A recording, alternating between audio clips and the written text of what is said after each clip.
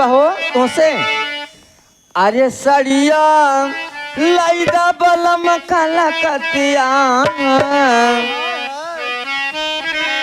हे सड़िया लाइदा बलम काला कतिया हरे जे में झालर मोतिया सड़िया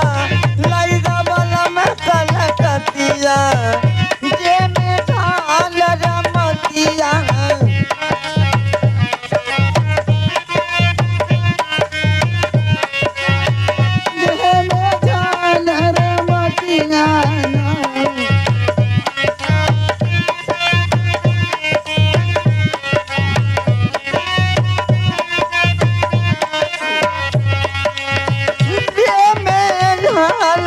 मोतियाना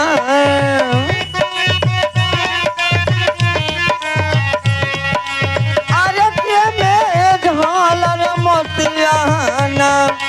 सड़िया लाइदा बलम काला कतिया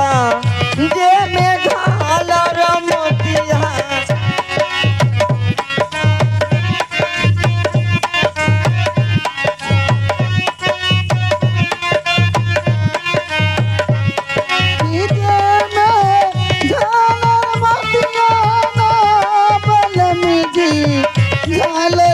मोतियाना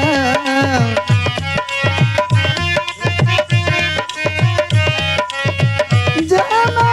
झालर मोतियाना बलम जी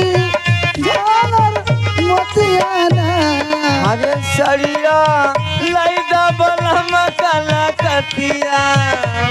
लो नो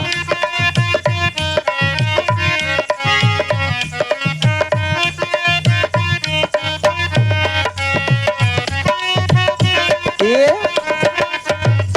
10 रुपए का पुरस्कार नन्ही सी बच्ची हमारे राम का जो रोल करते हैं यहाँ पे हमारे इस मंचन पर शायद आपके ही सौजन्य से आया हुआ है लुकाना अब तो ढेर बाकी बा साहब वह 500 घर दूना ने छेक लिए एक कैशियर साहब 10 रुपए का पुरस्कार हारे जे में